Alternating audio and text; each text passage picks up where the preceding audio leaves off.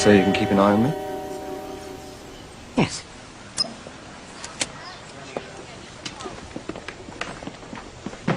When they analysed the stock market after 9/11, the CIA discovered a massive shorting of airline stocks. When the stocks hit bottom on 9/12, somebody made a fortune. I gotta be honest with you. When the September 11th situation happened, I didn't know that. And I must say, I want to say this because I want to take it lightly. It's not a light situation. It's a devastating act. It was really a bad thing. It was one of the worst things I've seen in my lifetime, you know. But I will tell you, and every trader will tell you, who was not in that building, and who was buying gold and who owned gold and silver, that when it happened, the first thing you thought about was, well, how much is gold up? The first thing that came to mind was, my God, gold must be exploding. Fortunately for us, all our clients were in gold. So when it went up, they all doubled their money. Everybody doubled their money. It was a blessing in disguise. Devastating, crushing, heart-shattering, but on a financial sense, for my clients that were in the market, they all made money. Now, I wasn't looking for this type of help. But it happened. When the U.S. bombed Iraq back in 1991, the price of oil went from $13 to $40 a barrel, for Christ's sake. Now, we couldn't wait for the bombs to start raining down on Saddam Hussein.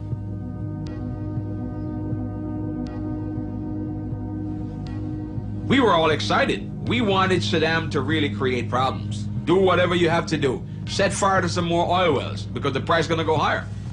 Every broker was chanting that. There was not a broker that I know of that wasn't excited about that. This was a disaster. This was something that was, you know, catastrophe happening, bombing, wars. In devastation, there is opportunity. Opportunity, opportunity, opportunity, opportunity, opportunity. A put option is a bet that a stock price is going to fall. If one were to put a single put option contract on American Airlines at $30 a share and the stock fell to $18, one could purchase 100 shares at $18 and immediately sell them for $30, netting a profit of $12 a share.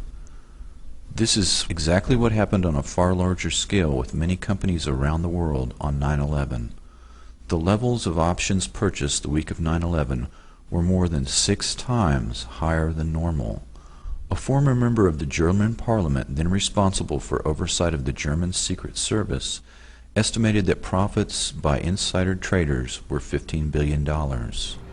Wall Street analyst Phil Erlinger was the first to spot the suspicious trades. What I see is prior knowledge. You can call it conspiracy. It's my opinion that somebody knew ahead of time that 9/11 was going to happen and they made bets to take advantage of it. And these bets weren't just normal run-of-the-day bets. They were far in excess of what we would call normal activity. Put options set to expire on September 30th, 2001 were bought on August 6, 2001 or earlier at the Chicago Board Options Exchange. These put options were basically a bet that the stock would plummet. When it did, the people who purchased those put options made a lot of money. Thousands of put stock options were bought on United and American Airlines immediately prior to September 11th, 2001.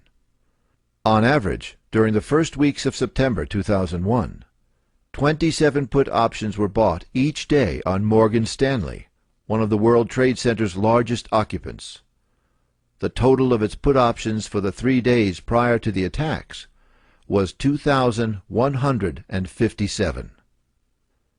Merrill Lynch, also in the WTC, saw 12,215 put stock options. That is 12 times its normal level. Between September 6th and 7th, Chicago Board Options Exchange saw 4,744 put option contracts with United Airlines and only 396 call options. On September 10th, put options for American Airlines totaled 4,516 versus 748 call options. In addition, these trades were not only occurring in our country, but around the world. There is no chance that all or even most of the trades were placed by Osama bin Laden or Al-Qaeda. According to Fox News, CNN, and the BBC, insider trading reports were found in the USA, Germany, Britain, France, Canada, Japan, Monte Carlo, Switzerland, Hong Kong, Italy, Spain, Belgium, Luxembourg, and Singapore. The director of the CIA headed a firm that bought some of these put stock options. Until 1998, Buzzy Krongard headed United Airlines stock. Mr. Krongard was head of Bankers Trust until he resigned, and was promoted to CIA Executive Director by President Bush in March 2001. Buzzy Krongard purchased this stock, and our government did nothing about it. Deutsche Bank is also one of the 4 banks most used by the bin Laden family. Additionally, $2.5 million in put options on United and American Airlines went unclaimed. The German central bank president, Ernst Weltek, had a study conducted by his bank.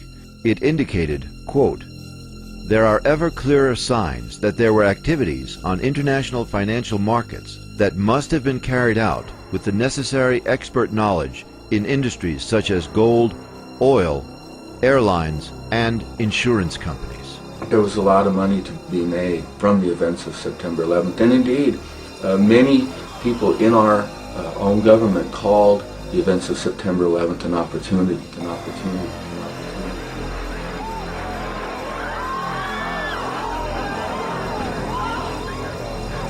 That was not American Airlines. That was not American Airlines. The firm used to place the put options on United Airlines stock was managed until 1998 by the man who is now the number 3 executive director position at the CIA. A.B. Buzzy Krongard became vice chairman of Bankers Trust when the 2 firms merged, and his new position was to oversee private client relationships. Krongard had a special hands-on relationship with some of the wealthiest people in the world in a specialized banking operation that Senator Carl Levin identified as being connected to the laundering of drug money. Bankers Trust was acquired by Deutsche Bank in 1999 to form the single largest bank in Europe. Before 9/11, Kevin Ingram, an executor for Bankers Trust Deutsche Bank, pled guilty to laundering money to finance terrorist operations for groups linked to Osama bin Laden. Deutsche Bank has been a favorite of the bin Laden family and was connected to the hijackers and their support network. Deutsche Bank had corresponding relationships with banks in Bahrain and Kuwait that served George W. Bush when he engaged in illegal insider trading of shares of his company Harkin Energy. Both banks, Kuwait Finance House and Faisal Islamic Bank of Bahrain, had dealt with Al-Qaeda and bin Laden. But when the Bush administration released its worldwide list of suspect financial institutions vowing to track down terrorist financing, neither bank was on the list. Mayo Shattuck III is a powerful force in the financial world. Head of the Alex Brown Deutsche Bank on 9/11, he had previously been involved in Enron, helping them conceal their massive debt, as well as involved in an insider trading scam involving Adnan Khashoggi's Genesis Intermedia immediately before 9/11. He was midway through a 3-year, $30 million contract as head of Alex Brown when the attacks came, and under his management, some of the illegal trades on United Airlines were placed.